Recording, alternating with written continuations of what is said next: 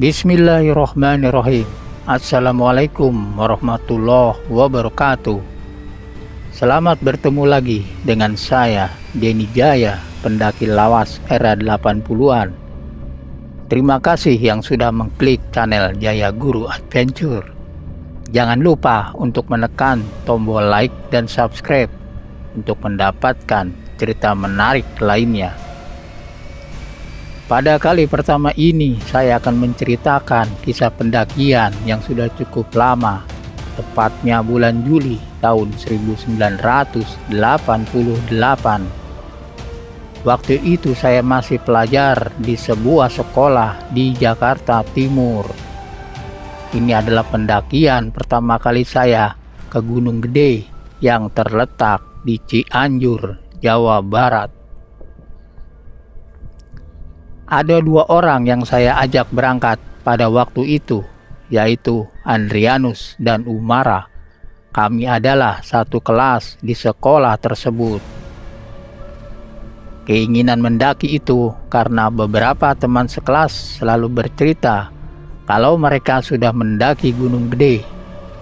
Cerita yang mereka bawakan selalu menarik dan membuat saya tergerak untuk mencobanya.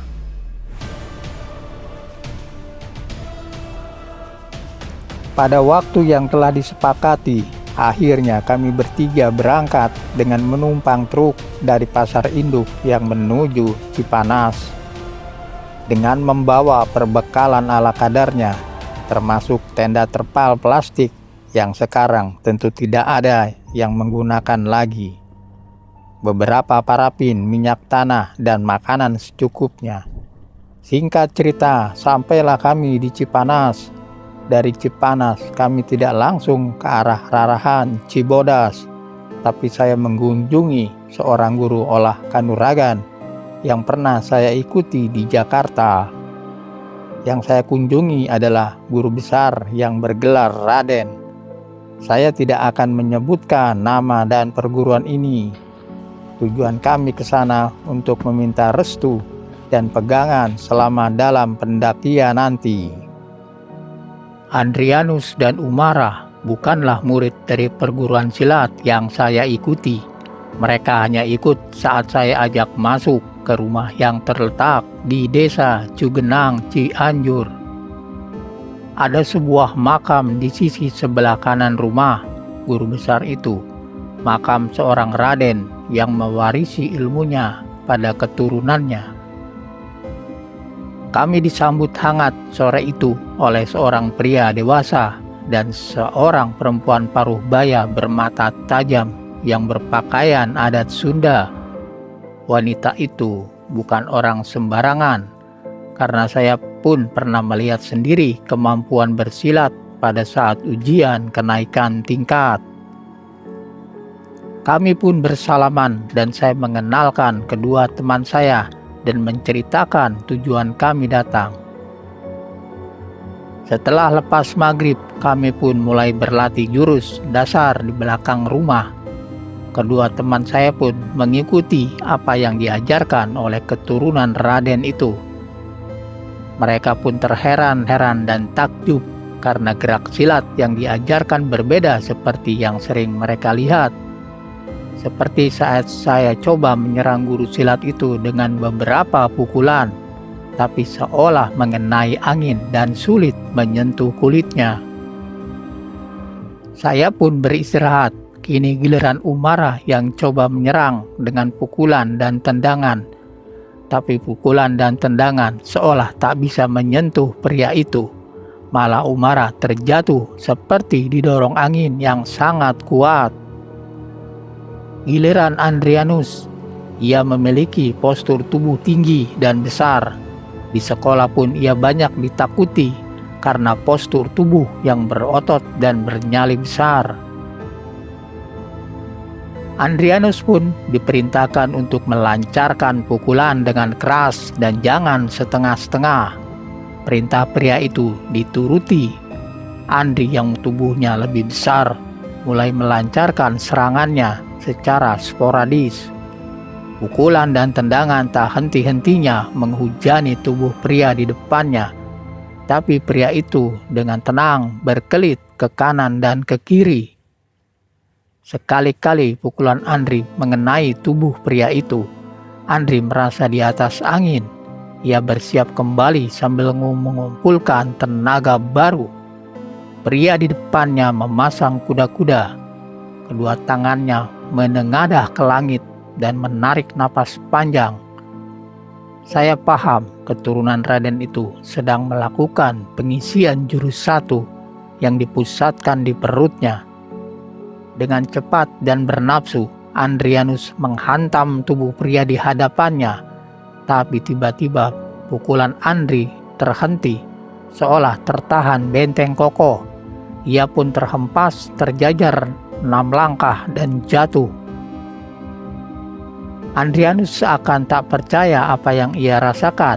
Ia mencoba bangkit walau masih limbung. Pria itu pun menghentikan latihan malam itu. Lalu kami makan dan beristirahat. Esok hari kami pun bersiap untuk melakukan pendakian. Tapi sebelum itu kami bertiga diperintahkan mandi di sebuah pancuran samping rumah. Ada sebuah kolam yang telah diberi kembang aneka warna dan kami pun bertiga mandi di situ. Setelah semuanya siap, Umara rupanya menanyakan di mana mencari batu ali di Cianjur untuk pegangan. Perempuan parubaya yang tak banyak bicara menjawab kalau nanti di Gunung Gede juga ada batu ali sambil tersenyum dingin. Singkat cerita, setelah berpamitan, kami pun bergegas menuju Rarahan Cibodas dengan angkutan kota. Setelah tiba di pertigaan, kami pun turun. Umara pun membayar ongkos kami bertiga. Tapi rupanya kondektur meminta tambah karena ongkos yang diberikan Umara kurang. Umara mengatakan tidak ada lagi sambil memegangi saku celananya. Supir angkutan pun turut bicara dan turun dengan menghardik keras dengan kata-kata kasar. Saat itu tak ada penumpang lagi, hanya kami bertiga. Saya mencoba menjelaskan kalau ongkos kami pas-pasan. Rupanya kondektur masih tidak terima dan mengucapkan kata-kata kasar. Andrianus yang mendengar itu tiba-tiba menerjang kondektur itu dengan kakinya tepat mengenai perutnya. Orang itu terjajar ke belakang mengenai pintu mobil. Ia marah dan membalas pukulan. Perkelahian pun tak bisa dihindari, 2 lawan 3. Bagaimanapun kami adalah seorang pelajar yang belum pernah berkelahi dengan orang yang lebih dewasa. Keberanian kami pun timbul untuk membalas pukulan. Baku hantam tak terelakkan lagi. Beberapa kendaraan berhenti melihat dan ada yang melerai. Andaikan kejadian itu di masa sekarang, kemungkinan foto-foto kami sudah beredar di media sosial. Kami pun meneruskan perjalanan menuju Cibodas. Sepanjang jalan kami mengulas perkelahian tadi. Untunglah kami bertiga tak ada yang mengalami cedera atau luka-luka.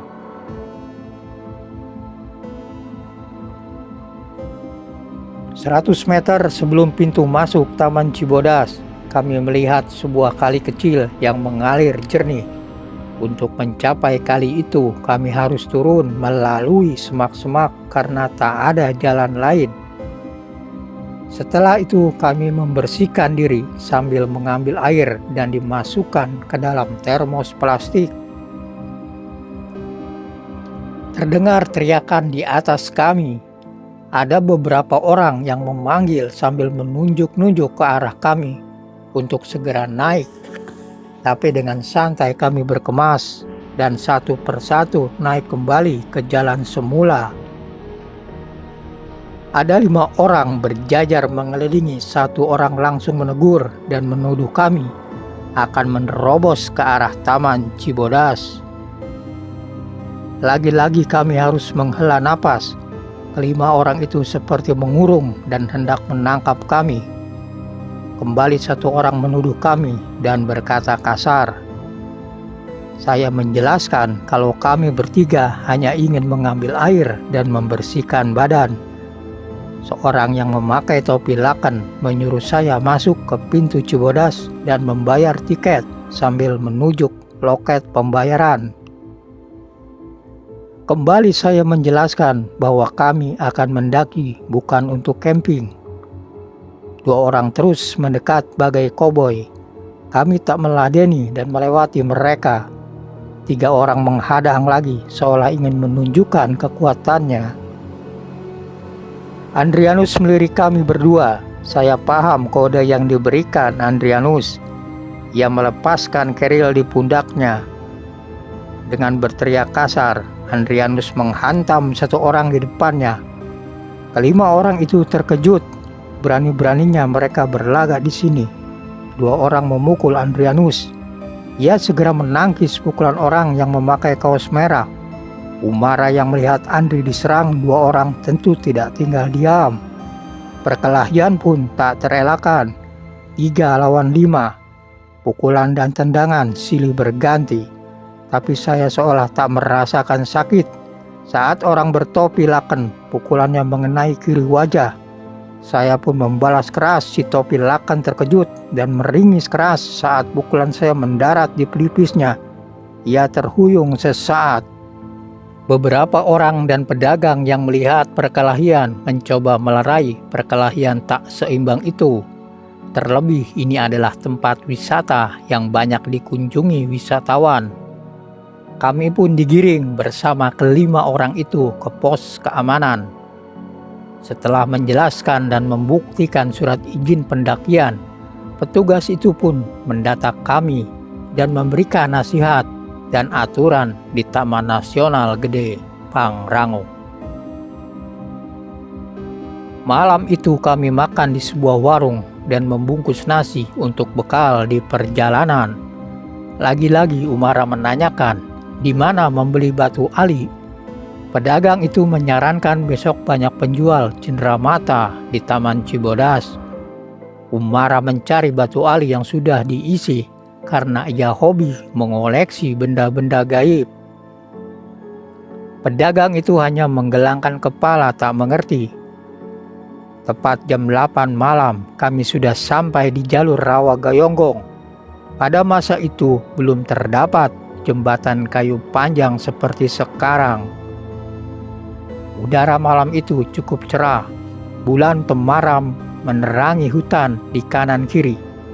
Sesekali kami berhenti untuk mengisi air yang banyak terdapat di sepanjang jalur menuju Panyangcangan. Sepeminum teh, kami pun sampai di pos Panyangcangan. Beberapa pendaki bertemu di pos itu sekedar break sejenak.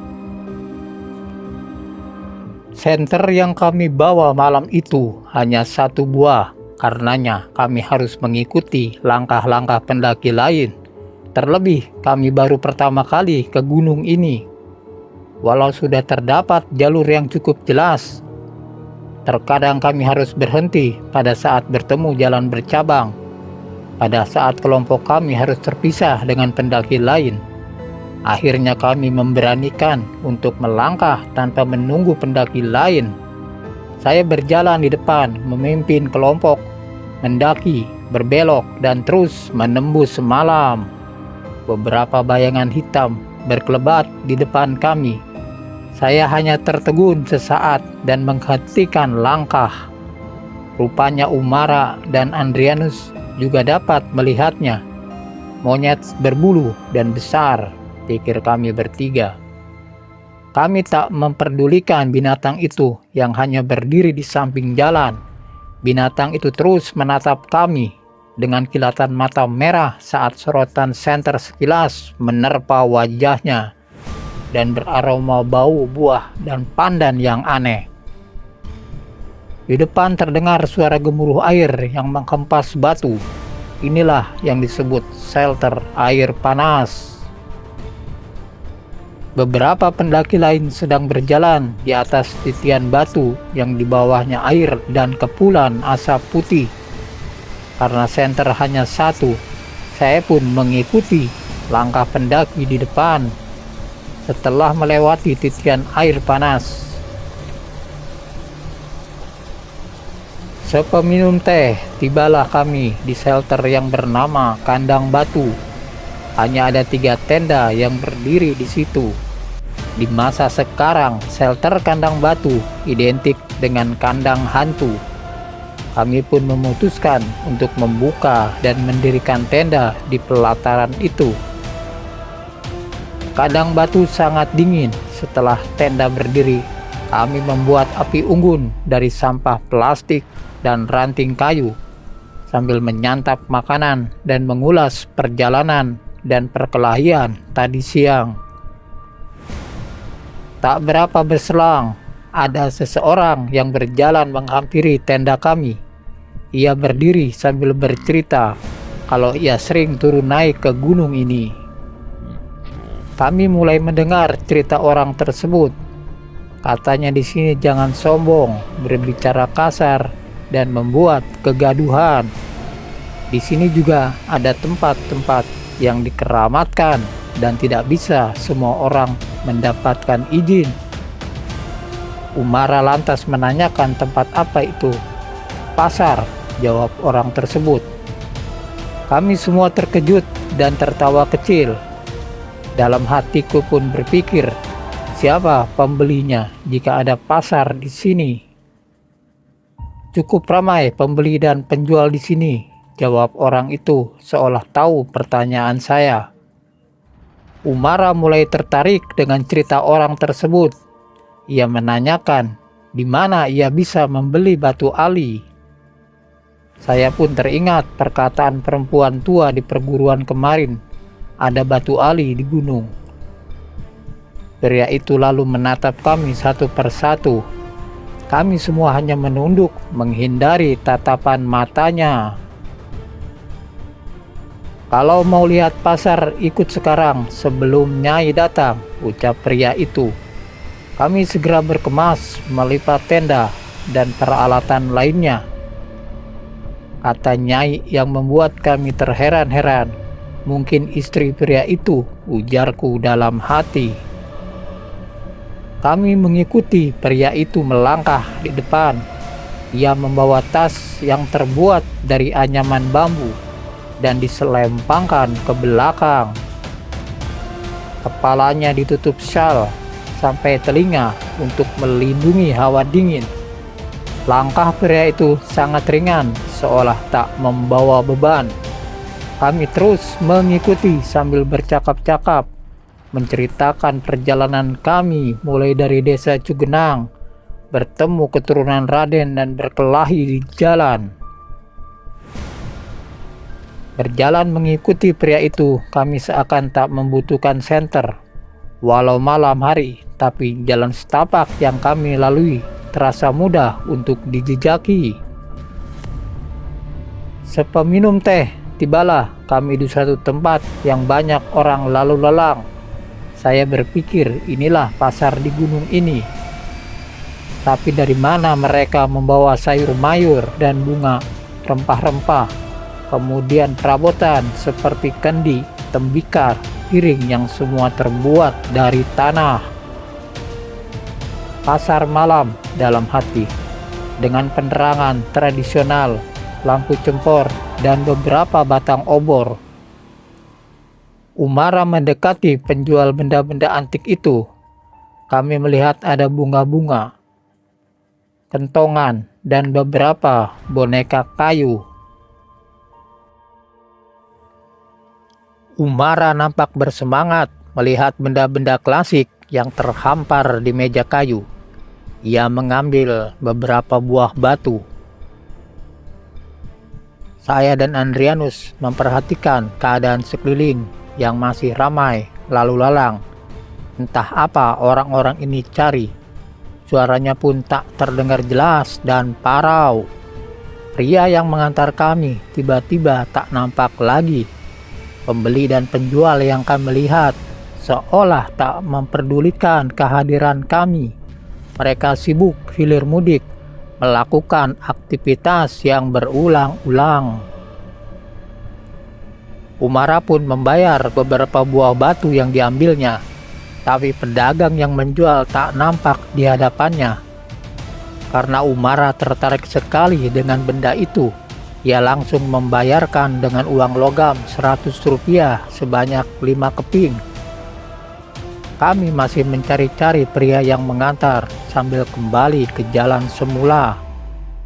Ada seorang bapak yang tengah membuat anyaman bambu di ujung jalan. Andrianus menyapa dan menanyakan jalan keluar.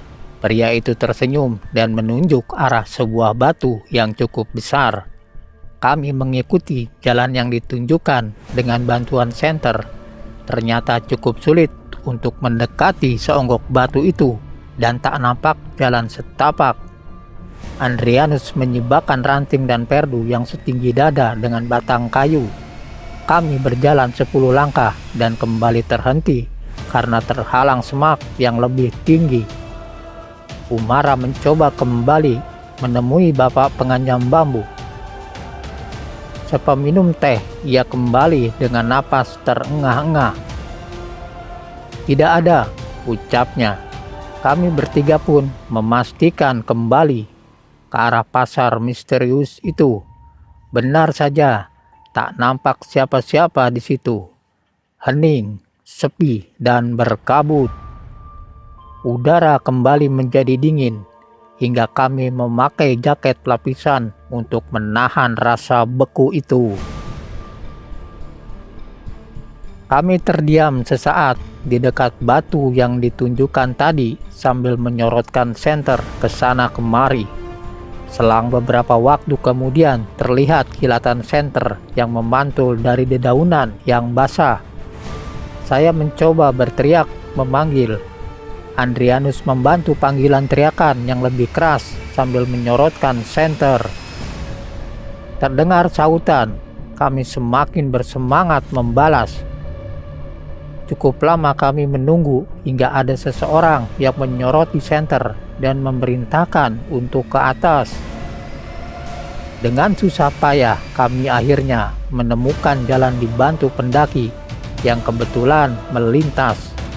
Kelompok pendaki itu heran dan takut melihat kami sampai ia menyorotkan senter ke sepatu kami bertiga. Mungkin mereka bertanya-tanya mengapa kami ada di lembah cerukan dalam itu. Akhirnya kami bergabung dengan kelompok yang ternyata dari kota Bogor. Kami bertiga tersadar menjelang subuh setelah ditemukan dekat tanjakan rantai. Dengan bersemangat, kami pun bergegas menuju puncak sebelum terbit fajar. Puncak Gede dengan ketinggian 2.958 meter di atas permukaan laut adalah surga bagi para penikmat alam.